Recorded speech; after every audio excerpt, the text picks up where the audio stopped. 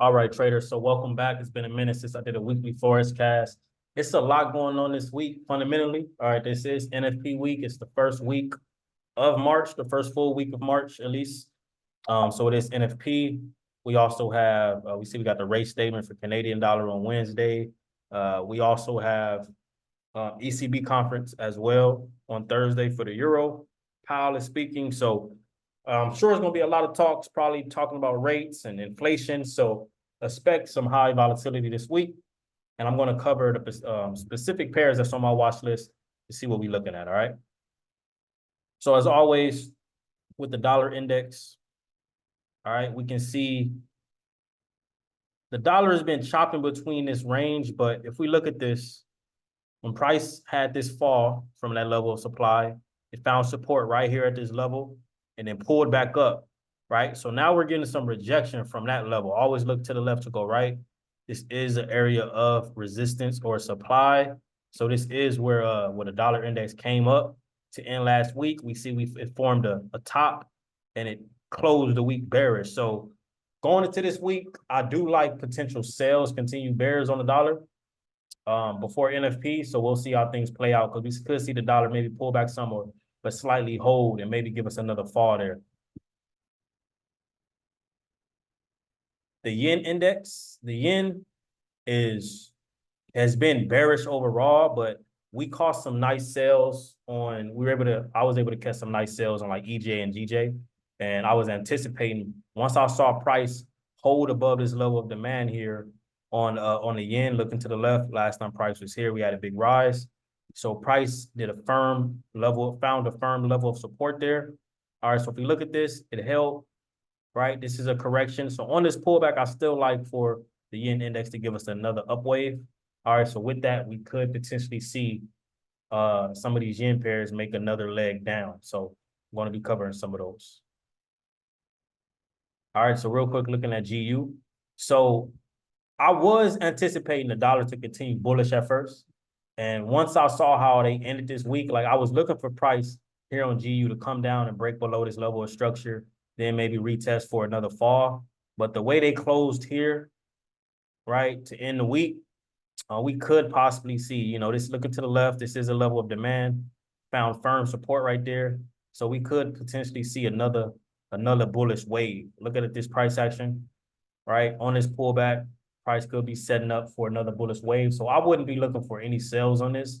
And in order for me to be bearish on this and look for a sell, I would need to see price come down and break back below structure. All right. And with that, I would look to ride that wave. But until then, we could potentially see this pullback for another wave up before any more downside. Same thing with EU. So this came to this top, right? Found a nice level of supply resistance. All right, but to end the week, we had a pump, right? A nice pump on EU going in line with the sell off on the dollar. So the way the DXY is looking, same thing. This could potentially be setting up for a deeper wave up. Now, overall, the dollar index could be setting up for another bullish wave, but we could potentially get a bearish wave first. And if so, this could set up for, another up wave before any more downside. Because if we look to the left, it is a lot of, resistance or supply structure. So you'll just see how price react when we get to these levels. Because the narrative is, when it comes to the dollar, that they're looking to raise rates this year. But Powell already pointed towards they're likely not to raise rates this month or on the next decision. So if that's the case and they don't raise rates yet, then dollar is likely going to maybe give us it should give us another up wave. But when they do cut rates, not raise, when they actually cut the rates, because, they're expecting to cut the rates, but not just yet. He was pointing towards it not happening in March. So once they actually cut rates, though, then we're going to see the dollar take a nice fall. All right. But until then, we could see a corrective play. Same thing with AU. AU came down, found support at the psychological level. All right. If the dollar does set up to give us we look to the left, this is a major level of demand here on AU. So if the dollar does hold right here, we could see this set up for another wave up. I'm not really looking, well, there is a specific dollar pair that I might take early. I'm going to cover that. But my main focus is the yen pairs this week. And that dollar pair is USDCAD. So if we look at USDCAD here on the daily and looking to the left, right, price is at this level, previous level of demand, right? Right here where it fell from, turn resistance, had a nice fall. So looking at this on a daily, we got a nice daily rejection from this level, right? Like a evening star type rejection. It's not a big one, but it is a nice rejection on the daily. So if you look at this, even on a 4 hour, got a nice bearish engulfing rejection from here. So I do like for this to set up for another wave down. So I like to catch a potential intraday move on this on UCAD.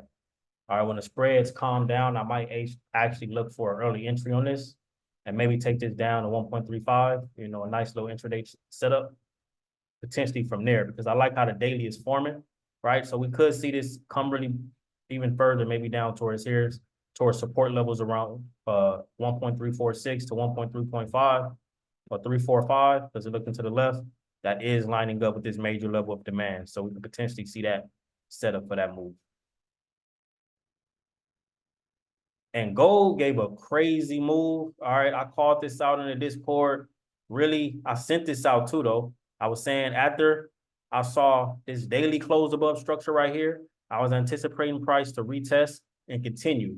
Now, I was expecting price to reach these levels between 2050, 2055, like around those levels. I didn't see this move coming. Like, this was a crazy pump, right? Like over 500 plus pips from that retest. And if you look at this on a 4 hour, right? Price broke above, slight retest, and then pumped crazy. It actually gave another opportunity right here. Gave another opportunity after that, slight pullback, and then took off. All right, so we reaching towards, similar to Bitcoin, gold is up towards these all-time highs. I mean, of course, it's still a bit higher if you factor in this wick, because this wick is a part of price, right? So it's still a bit of a ways to go, but we up here. This is a level where you could potentially see gold fall, right? Maybe before any more continue moving to the upside. So on this on gold, you know, we could see a corrective move before any more moves to the upside. All right, and looking at the yen or EJ, EURJPY. So I caught this sell. Now this is something about trading, right? So I actually caught this trade out. I caught this trade out around here. All right, around here I was entering on the signal, but it literally went probably like 5 or 10 pips above my stop, or 5 pips above my stop loss, and then just dumped. So when I saw that I was just early and hit the stop, I re-entered. Once I saw this breakdown coming, I re-entered, and we had a deep fall there on EJ because my confirmation really was the yen index. I saw that, I took that, and I went in for the kill. All right, so now after this big impulsive wave to the downside, we see price basically came to this previous level of resistance or supply and found support. Always look left to go right. It came down to this level of structure here, found support, right? Also back here, right? We found support there. So now here on the daily did print a big, strong, impulsive engulfing close, all right? And now we retesting structure. So on this retest, I do like for price to potentially set up. You see it came up to this previous level of structure and held some resistance. So I do like these areas to set up for another potential wave down. All right, in order for this sell to stay valid, I would need to see price stay below this bearish engulfing here on the daily. All right, as long as price stay below there, I do like for this to give us another wave down. This is a sell that I'm in, taking another trade on this, so we'll see how this play out. Same thing on GJ. All right, price also gave a sharp fall. I was able to catch some of this as well. Honestly, yen pairs are some of my favorite to trade, EJ and GJ specifically. So we see we had a nice impulsive fall. Same thing on this pullback. You know, I do like for price to potentially set up for another wave now. All right. Especially if the yen index hold bullish. I do like for it to hold bullish, but so on this slight pullback, we could get another wave down.